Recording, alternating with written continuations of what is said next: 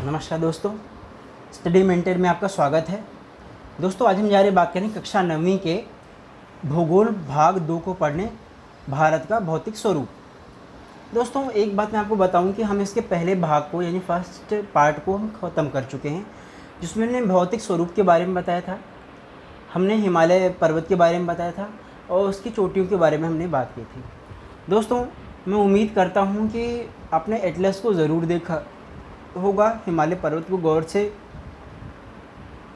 समझा होगा। मैंने आपको ये बात बताई थी कि जो हिमालय है उसकी जो उत्पत्ति है वो प्लेट विवर्तन की सिद्धांत के अंतर्गत हुई है, जिसमें दो प्लेटें आपस में टकराती हैं, यानी इंडियन प्लेट और यूरेशियन प्लेट आपस में टकराती है, जिस कारण हिमालय का निर्माण हुआ है। मैंने आपको ये बात भी बताई थी कि जो प्रायद्वीपीय पठार है वो दुनिया का सबसे प्राचीनतम पठार में से एक है, हाँ, और भारत के भी प्राचीनतम खंडों में से एक है। मैंने आपको ये बात भी बताई थी कि जो प्रायद्वीपीय पठार है वो गोंडवाना लैंड का एक पार्ट हुआ करता था। दोस्तों, हमने हिमालय के बारे में पढ़ा था कि हिमालय को कई खंडों में बांटा गया है, इसमें से प्राचीन हिमालय, मध्य हिमालय और शिवालिक के बारे में हमने ढेर सारी चीज़ें जानी थी। हमने ये भी जाना था कि यह एक अर्धचंद्राकार स्वरूप धारण किए हुए हैं। दोस्तों, जो ढेर सारी चीज़ें हैं वो आपको एटलस की सहायता से ही समझ में आएंगी।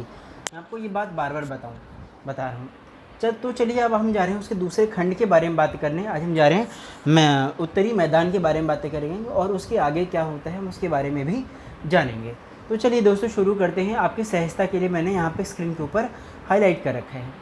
चलिए, ठीक है, ये आपकी स्क्रीन के ऊपर दिखाई दे रहा है भारत का उत्तरी मैदान, ये आपकी स्क्रीन। तो चलिए दोस्तों, शुरू करते हैं कि देखते हैं क्या क्या उत्तरी मैदान के अंतर्गत आता है। मैंने आपको एक बात बताई थी फ्रेंड्स कि जो उत्तरी मैदान है नवीनतम है ये भी, क्योंकि आज जहाँ पे मैदान है यानी जहाँ पे उत्तर प्रदेश है, बिहार है, राजस्थान है, कभी सारा राजस्थान है, हाँ, वहाँ पे कभी ये जो वहाँ पे कभी टेथिस सी हुआ करता, वहाँ पे टेथिस नाम का सागर हुआ करता था। बिकॉज ऑफ जियोसिंक्लाइन, एक शब्द आता है जियो बोलते हैं, जियोसिंक्लाइन, भूसन्नति बोलते हैं उसको। मैं इसके बारे में आपको बहुत ज़्यादा डिटेल नहीं बताऊंगा, ये आपको आपके काम की चीज़ नहीं, बस मैं आपको ये बताऊंगा बिकॉज ऑफ जियोसिंक्लाइन के कारण धीरे धीरे क्या हुआ कि जैसे ये देखिए आप, दो घाटियाँ हैं, या पीछे बीच में टेथिस सी है, और इस हाथ को देखिए आप, ठीक है, और दोनों साइड से अवसाद जो है बीच में इकट्ठे होकर जमा हो रहे और धीरे धीरे एक भूसन्नति का निर्माण कर दे रहे हैं। और इस प्रकार से यानी इधर यूरेशिया प्लेट है, इधर इंडियन प्लेट है, उन दोनों के बीच में एक गड्ढा हुआ करता था, आप ऐसे समझिए आम बोलचाल की भाषा में, और सेडिमेंट के द्वारा भरते अवसादों के द्वारा भरते उसने एक भूसन्नति का रूप धारण कर दिया, और आज के दिन में वो क्या है, एक मैदान है। ठीक है, आगे चलें। ठीक है, मैं थोड़ा सा पढ़ देता हूँ आपके स्क्रीन के ऊपर। पढ़ने से ज़्यादा जो इम्पोर्टेंट है वो समझना है।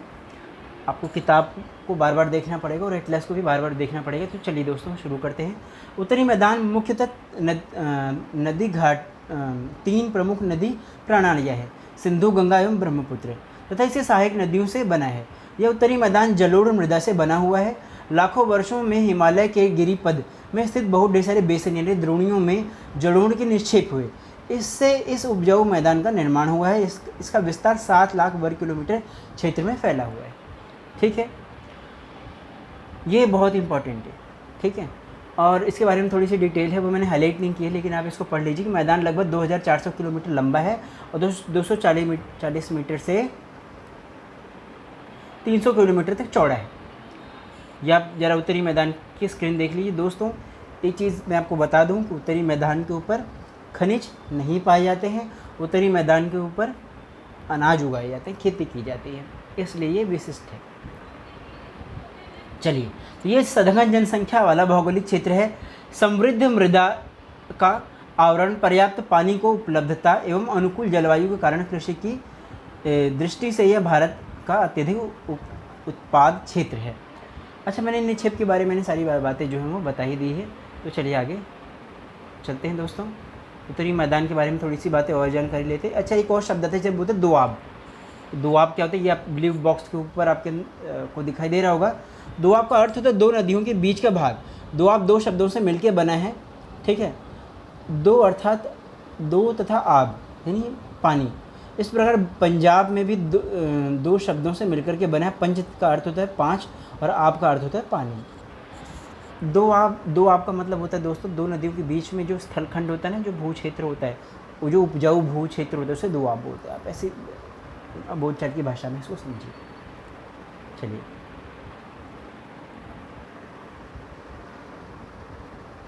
आगे थोड़ा सा पढ़ लेते हैं। आपके स्क्रीन के ऊपर दिखाई दे रहा है। उत्तरी मैदान को मोटे तौर पर 3 उपवर्गों में विभाजित किया जाता है। उत्तरी मैदान को, पश्चिमी भाग को पंजाब का मैदान कहा जाता है। ठीक है, आगे चलते हैं थोड़ा सा। उसके बाद वाला जो मैदान उसे बोलते हैं गंगा के मैदान। उसके आगे वाले जो मैदान उसे गंगा का मैदान बोलते हैं। और उसके आगे वाले जो मैदान है तीसरे नंबर से बोलते हैं ब्रह्मपुत्र का मैदान। ठीक है, ये आपको समझ में आ गया होगा दोस्तों। अब हम जा रहे हैं उत्तरी मैदानों की व्याख्या के बारे में बातें करनी, यानी इन मैदानों को उत्तर का मैदान बोला जाता है। इसके बारे में थोड़ी सी डिटेल पढ़ लेते हैं कि उत्तरी के मैदान को क्या है। तो ये तो पता ही है कि ये बहुत ही ज़्यादा उपजाऊ है। बाकी आपके स्क्रीन के ऊपर भी ये मैंने हाईलाइट कर रखा है। इसके बारे में थोड़ा पढ़ देते हैं कि नदियाँ पर्वतों के नीचे उतरते समय शिवालिक की ढाल में 8 से 16 किलोमीटर तक चौड़ी पट्टी गुटिका का निक्षेपण करती है।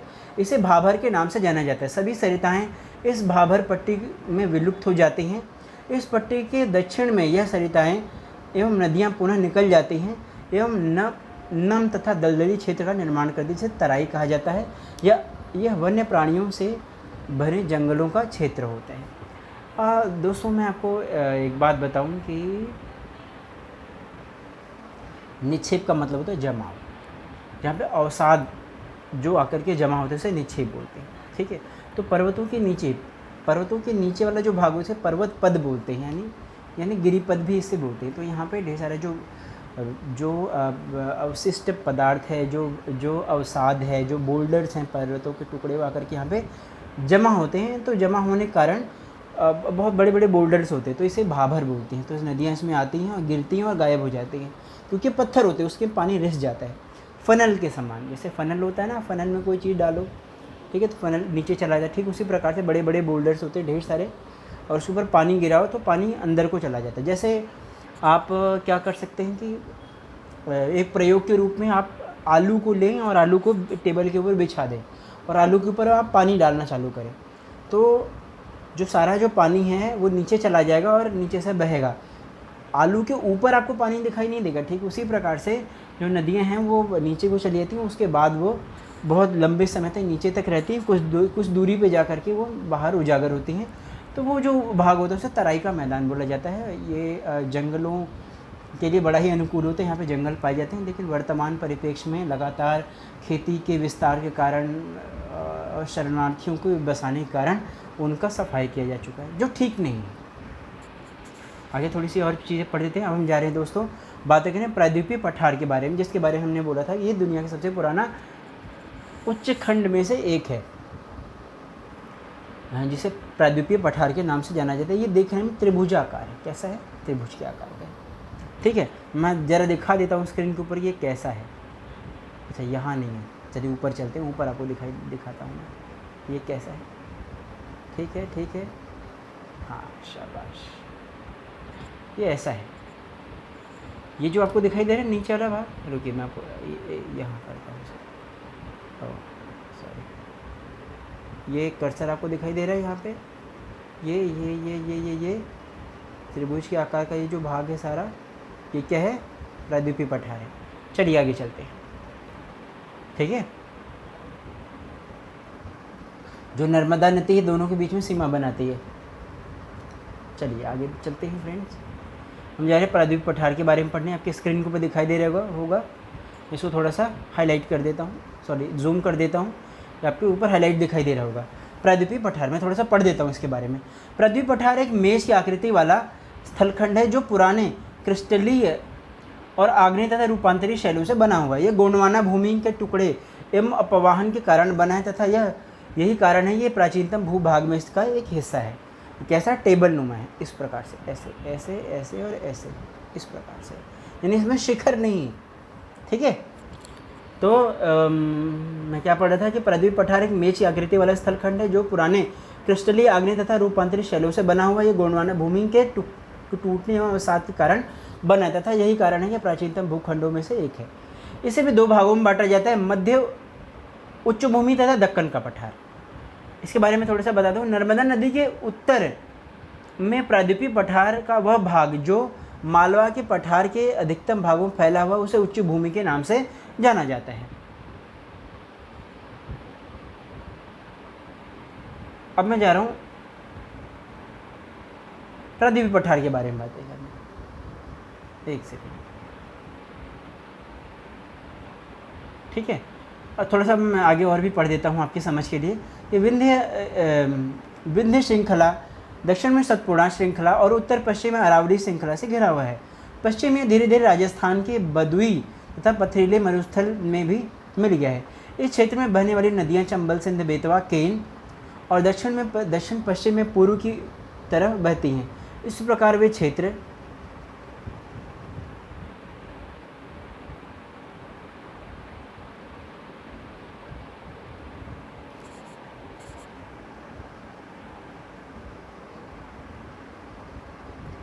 ढाल को दर्शाते हैं। मध्य उच्च भूमि के बीच में चौड़ी है लेकिन संकरी है। इस पठार के पूर्वी विस्तार में स्थानीय रूप से बुंदेलखंड, बाघेलखंड के नाम से जाना जाता है।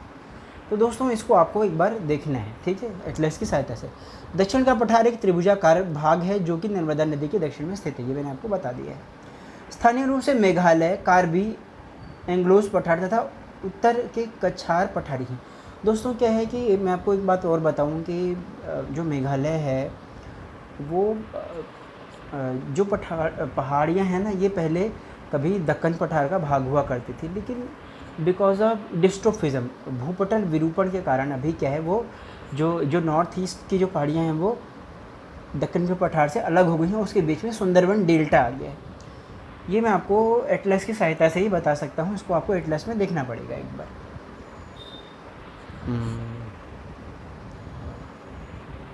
अगली बार मैं आपको एटलस साथ लेकर के बैठूंगा और आपको समझाऊंगा। कुछ और भाग के बारे में बातें कर लेते हैं। कुछ और बातें। प्रायद्वीपीय पठार एक विशेषता यह पाई जाती है कि यहाँ पे काली मृदा पाई जाती है जिसे डक्कन ट्रैप के नाम से भी जाना जाता है।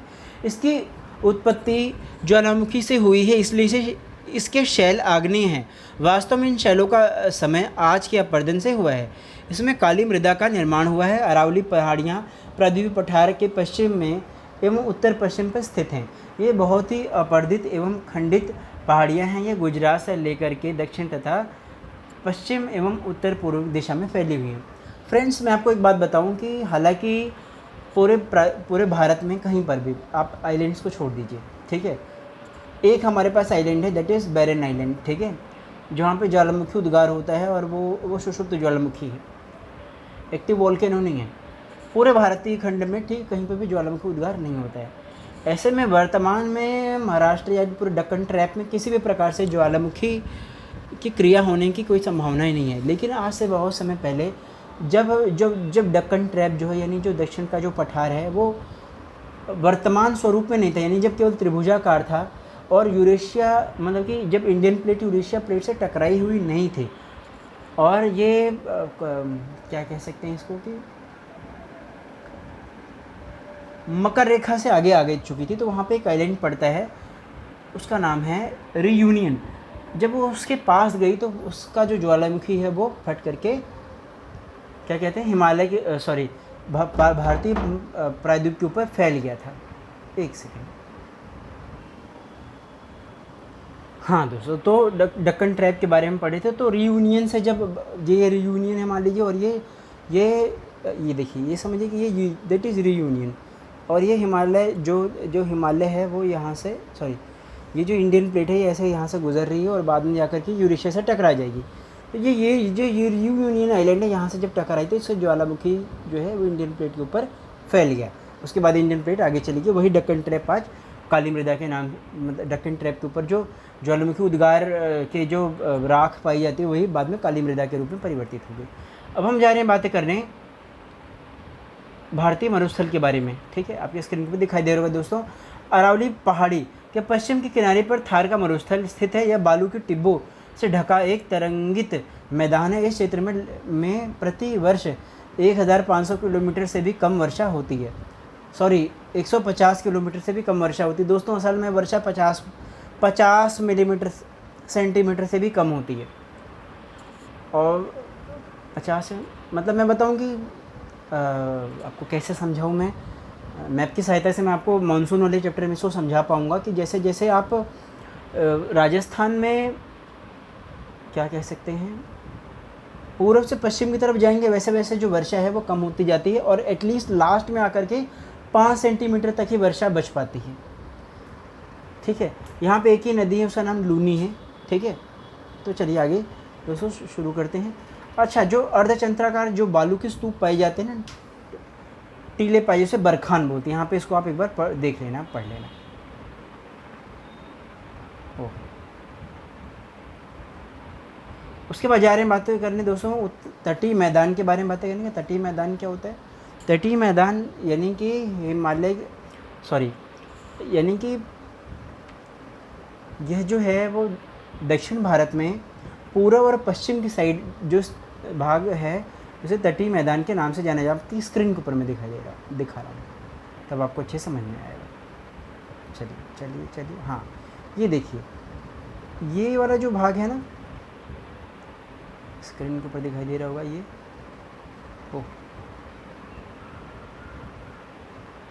ओके, ये वाला जो भाग है ये है पश्चिमी मैदान, ये है पूर्वी मैदान। ठीक है, तो चलिए आगे दोस्तों चलते हैं। ठीक है, तटीय मैदान के बारे में जारी पढ़ें। पृथ्वी पठार के किनारों संकीर्ण एवं तटीय पट्टी का विस्तार है। यह पश्चिम में अरब सागर से लेकर के पूर्व में बंगाली खाड़ी तक विस्तृत है। पश्चिमी तट पर पश्चिमी घाट तथा अरब सागर के बीच में यह संकीर्ण मैदान है। यह मैदान के 3 भाग हैं। तट के उत्तरी भाग को कोंकण और मध्य भाग को कन्नड़ का मैदान कहते हैं और दक्षिणी भाग को मैदान मालाबार का तट कहते हैं। आगे चलते हैं दोस्तों। ठीक है, बंगाल की खाड़ी के मध्य विस्तृत मैदान चौड़ा एवं समतल है। उत्तरी मैदान में कहा जाता है, जबकि दक्षिण भाग में कोरोमंडल तट के नाम से जाना जाता है।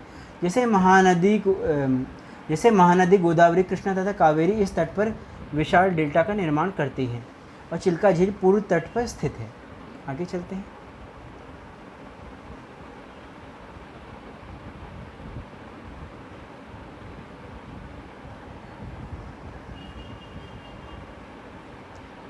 आपको बातें समझ में आ गई होंगी। ठीक है, एक बार जरा आप देख लेना एटलस पे फ्रेंड्स, पूर्वी घाट कहाँ है, पश्चिमी घाट कहाँ पे है। और जो पूर्वी घाट है, मैं अपनी भाषा मतलब जो पूर्वी घाट है वो चौड़ा है और जो पश्चिमी घाट है वो क्या है,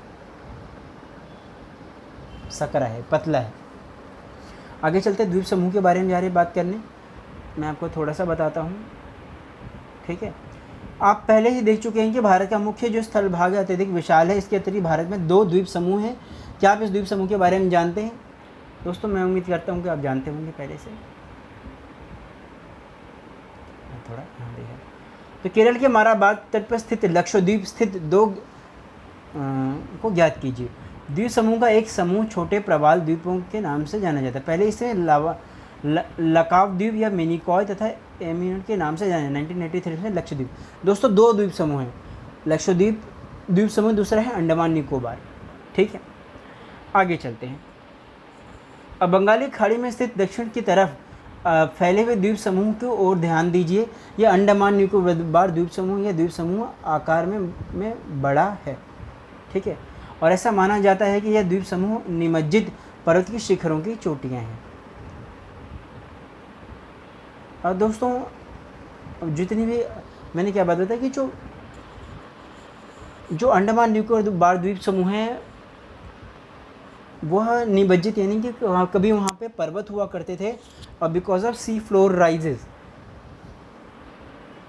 क्या बोलते हैं, सागर के तट एक थ्योरी ये बोलते हैं, सभी थ्योरी इस बात की गवाही नहीं करते हैं। एक थ्योरी यह इस बात को बोलते हैं कि जो समुद्रों का जो जल है वो ऊपर उठने के कारण जो है जो सारा पर्वत है निमज्जित हो गया है और अंडमान निकोबार जो द्वीप समूह है उसी की चोटियाँ मात्र हैं। तो ये बस केवल एक थ्योरी बोलती, सभी थ्योरी नहीं बोलती, कुछ थ्योरी बोलती है इसके ऊपर आर्चिपेलागो का प्रभाव, इनको आर्चिपेलागो के नाम से जाना जाता है।